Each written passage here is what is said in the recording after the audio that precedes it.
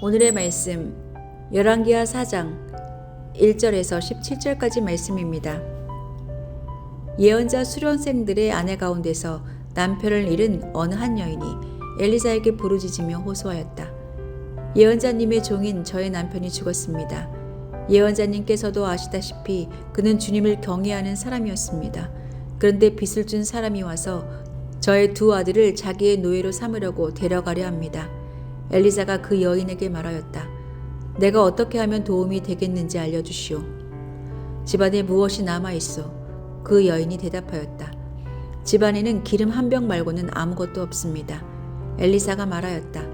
나가서 이웃 사람들에게 빈 그릇들을 빌려오시오. 되도록 많이 빌려와서 두 아들만 데리고 집으로 들어가 문을 닫고 그 그릇마다 모두 기름을 부어서 채워지는 대로 옆으로 옮겨 놓으시오. 그 여인은 엘리사 곁을 떠나 두 아들과 함께 집으로 들어가 문을 닫고 그 아들들이 가져온 그릇에 기름을 부었다. 그릇마다 가득 차자 그 여인은 아들들에게 물었다. 그릇이 더 없느냐? 아들들은 그릇이 이제 더 없다고 대답하였다. 그러자 기름은 더 이상 나오지 않았다. 여인은 하나님의 사람에게로 가서 이 사실을 알렸다. 하나님의 사람이 그에게 말하였다. 가서 그 기름을 팔아 빚을 갚고 그 나머지는 모자의 생활비로 쓰도록 하시오. 하루는 엘리사가 수넴 마을을 지나게 되었는데 그곳에 한 부유한 여인이 있었다. 그가 엘리사에게 음식을 대접하고 싶어하여 엘리사는 그곳을 지나칠 때마다 거기에 들러서 음식을 먹곤 하였다. 그 여인이 작은 남편에게 말하였다. 여보, 우리 앞을 늘 지나다니는 그가 거룩한 하나님의 사람인 것을 내가 압니다. 이제 옥상의 벽으로 둘러친 작은 다락방을 하나 만들어서 거기에 침대와 탁자와 의자와 등잔을 갖추어 놓아둡시다. 그래서 그가 우리 집에 들르실 때마다 그곳에 들어가서 쉬시도록 합시다. 하루는 엘리사가 거기에 갔다가 그 다락방에 올라가 누워 쉬게 되었다. 엘리사가 자기의 젊은 시종 게하시에게 수넴 여인을 불러오라고 하였다. 게하시가 그 여인을 불러오니 그 여인이 엘리사 앞에 섰다. 엘리사가 게하시에게 말하였다. 부인께 이렇게 여쭈어라. 부인, 우리를 돌보시느라 수고가 너무 많소. 내가 부인에게 무엇을 해드리면 좋겠소.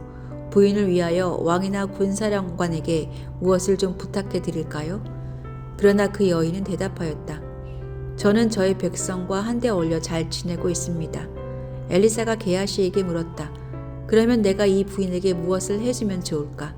게하시가 대답하였다. 생각나는 것이 있습니다. 이 부인에게는 아들이 없습니다. 그의 남편은 너무 늙었습니다. 엘리사가 게하시에게 그 여인을 다시 불러오게 하였다. 게하시가 그 여인을 부르니 그 여인이 문 안에 들어섰다. 엘리사가 말하였다. 내년 이맘때가 되면 부인께서는 품에 한 아들을 안고 있을 것이요. 여인이 대답하였다. 그런 말씀 마십시오, 예언자님. 하나님의 사람께서도 저 같은 사람에게 농담을 하시는 것입니까? 그러나 그 여인은 임신하였고 엘리사가 말한 대로 다음에 같은 때에 아들을 낳았다.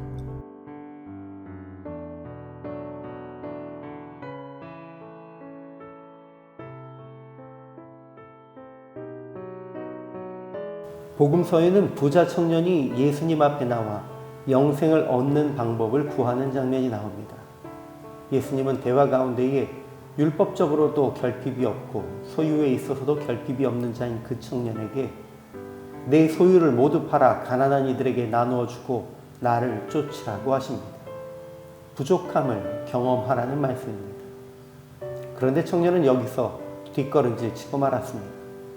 가지고 있는 것이 너무 많아 버릴 수 없었기 때문입니다.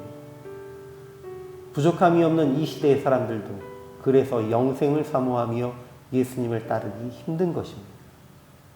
그러므로 우리는 주님의 은혜와 도움을 구할 수밖에 없는 부족함이 더 큰 은혜라고 고백할 수 있습니다. 선지자의 제자들 중 일찍 죽은 자의 아내가 남편이 죽고 빚을 갚지 못해 두 아들이 종으로 팔릴 위기에 놓여 엘리사에게 와서 도움을 청합니다. 엘리사는 내 집에 무엇이 있느냐라고 물었고 여인은 기름 한 병 외에는 아무것도 없습니다라고 대답합니다. 이에 엘리사는 이웃에게 빈 그릇을 많이 빌려와 그 안에 기름을 부으라고 합니다. 여인이 순종하자 기름이 계속 흘러나와 모든 그릇이 가득 찼고 그 기름을 팔아 빚을 갚고 남은 것으로 생계를 이어가게 되었습니다. 이어서 엘리사를 섬기며 방을 마련해 준 수넴 여인에게 하나님께서 아들을 주신 내용이 기록됩니다. 하루의 묵상 본문 안에 전혀 다른 형편에 있는 두 여인의 이야기가 기록됩니다. 남편이 하나님의 부름을 받아 훈련받다가 죽어 지금에 아무것도 남지 않은 과부는 그나마 두 아들마저 빼앗길 위기에 처했습니다. 그러나 엘리사는 그냥 문제를 해결하는 것이 아니라 그 여인이 가진 기름 한 병이 많은 그릇을 채워 빚도 갚고 생계도 유지하는 근거가 됨을 보여주었습니다. 하나님을 향한 믿음의 기름이 여전히 남아있다면 그것은 아무것도 없는 것이 아닙니다.